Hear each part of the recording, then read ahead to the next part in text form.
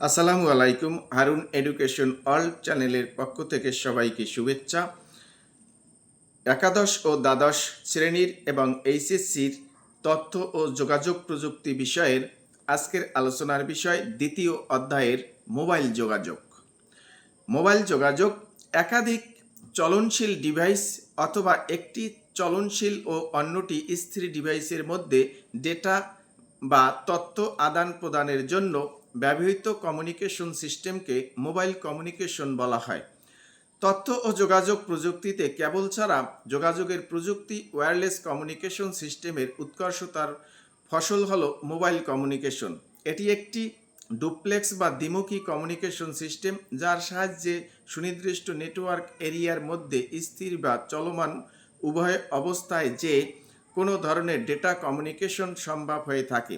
তবে চলমান অবস্থাতে ডেটা কমিউনিকেশনের বিশেষ সুবিধাটির জন্য এটি মোবাইল কমিউনিকেশন হিসাবে ব্যাপকভাবে সুপরিচিত। বর্তমানে সারা পৃথিবীতে মোবাইল কমিউনিকেশন একটি অতি প্রয়োজনীয় এবং জরুরি সেবা হিসাবে বিবেচিত হয়ে থাকে।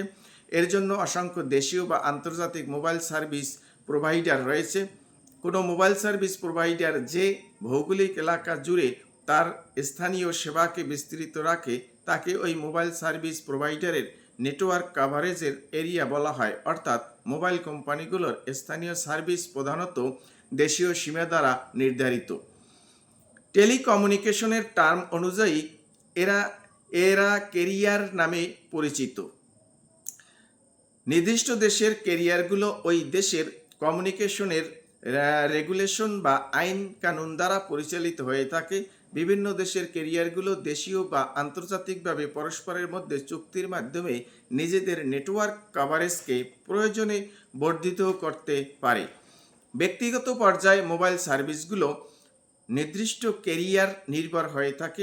এজন্য প্রত্যেক ক্যারিয়ার এর নেটওয়ার্ক কভারেজ এরিয়াকে ছোট ছোট অংশ বা স্প্যানে বিভক্ত করে, যাকে বলা হয় সেল। মোবাইল কমিউনিকেশন স্থাপিত একটি ফিক্সড ল্যান্ড বা বেজ স্টেশনই হলো সেল, যেটি মোবাইল ফোনের জন্য প্রয়োজনীয় নেটওয়ার্ক কভারেজ প্রদান করে। এগুলোকে সেল সাইট বলে এবং এর প্রদত্ত নেটওয়ার্ক কভারেজকে সেল নেটওয়ার্ক বলে। মোবাইল ব্যবহারকারী চলমান অবস্থায় এক সেল এরিয়া থেকে অন্য সেল এরিয়ায় প্রবেশ করলে স্বয়ংক্রিয়ভাবে তার মোবাইল ইউনিটটি পূর্বের সেল এরিয়ার সাথে সংযোগ বিচ্ছিন্ন করে বর্তমান সেল এরিয়ার সাথে সংযুক্ত হয়ে যায়। এইভাবে নির্দিষ্ট ক্যারিয়ারের কভারেজ এরিয়ার মধ্যে থাকা অবস্থায় মোবাইল ইউনিটটি স্বয়ংক্রিয়ভাবে এক সেল কভারেজ থেকে অন্য সেল কভারেজের সুইচ করার মাধ্যমে অবিরতভাবে নেটওয়ার্ক সংযুক্ত থাকে এবং ইচ্ছেমতো চলাফেরা করা বা স্থির থাকা যে কোনো অবস্থাতেই মোবাইল ফোনটির মাধ্যমে ডেটা কমিউনিকেশন চালিয়ে যাওয়া যায়। আগে যে সমস্ত কাজ শুধুমাত্র কম্পিউটার বা ল্যাপটপের মাধ্যমে করা যেত, এখন তার প্রায় সব কিছুই স্মার্টফোনের মাধ্যমে করা যায়। চলাচলের সময় মোবাইল ফোনটি একটি বেজ স্টেশন থেকে যত দূরে যেতে থাকে ততই সেলের সিগন্যালটি ক্ষীণ হতে থাকে। নির্দিষ্ট সেলের সীমানার যত কাছাকাছি যাওয়া যায় এর পার্শ্ববর্তী সেলটির সিগন্যাল জোরালো হতে থাকে। এভাবে একটি নির্দিষ্ট বিন্দুতে মোবাইল ইউনিটটি স্বয়ংক্রিয়ভাবে এক সেল নেটওয়ার্কের সংযুক্তি ত্যাগ করে অন্য সেল নেটওয়ার্কে সংযুক্ত হয়ে যায়। একে হ্যান্ডঅফ বলা হয়। স্বয়ংক্রিয় এই ব্যবস্থা মোবাইল ইউনিটে বজায় থাকার কারণে মোবাইল ইউনিটের শক্তি ব্যয় গড় সর্বদা সমান থাকে। ফোন সেল সাইট থেকে ক্ষীণ সিগন্যাল পেতে থাকলে মোবাইলে নেটওয়ার্ক অ্যাক্সেসে বেশি শক্তি ব্যয় হতে পারে।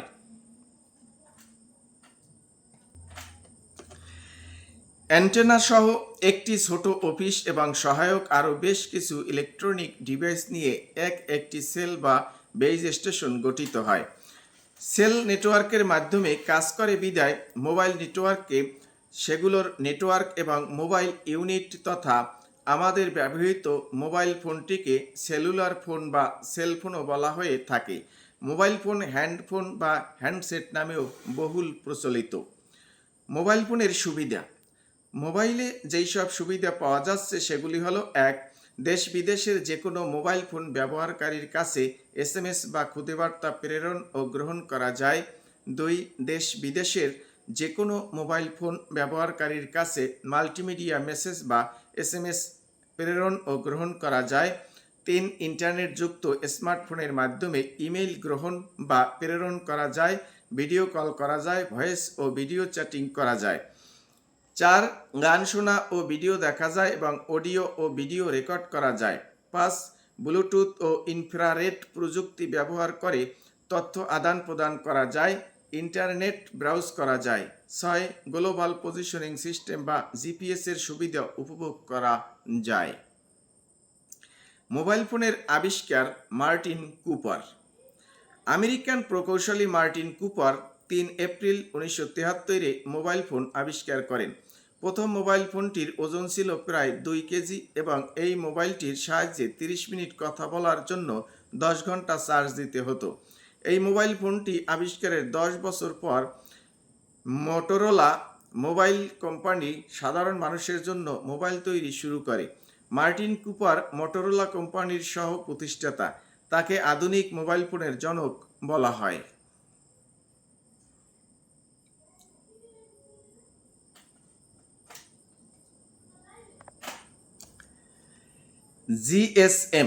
জিএসএম এর পূর্ণরূপ global system for mobile communication হলো মোবাইল টেলিফোনি সিস্টেমের জন্য বিশ্বের সবচেয়ে জনপ্রিয় স্ট্যান্ডার্ড। একে দ্বিতীয় প্রজন্মের মোবাইল ফোন সিস্টেম হিসাবে বিবেচনা করা হয়। মোবাইল নেটওয়ার্ক অপারেটরদের মধ্যে রোমিং চুক্তি থাকার ফলে বিশ্বের যে কোনো স্থান থেকে যে কোনো ব্যক্তি জিএসএম এর আওতায় থাকা অবস্থায় নিজের মোবাইল ফোনটি ব্যবহার করতে পারেন। স্বল্পমূল্যের শর্ট মেসেজ সার্ভিস SMS এর বাস্তবায়নের ক্ষেত্রেও জিএসএম পথিকৃৎ। সেলুলার নেটওয়ার্ক বিদায় নির্দিষ্ট এলাকাতে মোবাইল ফোনগুলো জিএসএম এর সাথে সংযুক্ত হয়। এর সর্বোচ্চ দূরত্ব হল 35 কিলোমিটার। সিডিএমএ এর পূর্ণ অর্থ হল কোড ডিভিশন মাল্টিপল অ্যাক্সেস। এটি একটি চ্যানেল অ্যাক্সেস মেথড যা বিভিন্ন ধরনের রেডিও কমিউনিকেশন প্রযুক্তি দ্বারা বাস্তবায়িত হয়। সিডিএমএ প্রযুক্তি ভয়েস এবং ডেটা অ্যাপ্লিকেশন অনেক ব্যান্ডউইথ পাওয়া যায়। সিডিএমএতে এখন 2G ও 3G উভয় প্রযুক্তি ব্যবহৃত হচ্ছে। সিডিএমএ পদ্ধতির বেতার তরঙ্গ ব্যান্ডকে কতগুলো ক্যারিয়ারে বিভক্ত করা হয় যা 1.25 মেগাহার্টজ প্রশস্ত। প্রত্যেক গ্রাহকের জন্য আলাদা কোড দেওয়া হয় এবং এই কোড পুরো ক্যারিয়ারের মধ্যে বিস্তৃত করা হয়। হ্যান্ডসেটগুলো সাধারণত স্বল্প শক্তিতে ট্রান্সমিট হয়, ফলে ব্যাটারির আয়ু বেড়ে যায়, দীর্ঘ টক টাইম ও স্ট্যান্ড বাই টাইম পাওয়া যায়। জিএসএম এর চাইতে এর কল কস্ট তুলনামূলকভাবে কম। এতে অত্যন্ত নিখুঁত মানের ভয়েস, অনেক বেশি প্রাইভেসি এবং অত্যন্ত সমৃদ্ধ মানের কল সুবিধা পাওয়া যায়। সিডিএমএ ফোনগুলো স্বল্প শক্তিতে ট্রান্সমিট হয় বিদায় এতে রেডিয়েশনের পরিমাণ তুলনামূলক কম। এই জন্য অনেকে এগুলোকে গ্রিন ফোন বলে থাকে।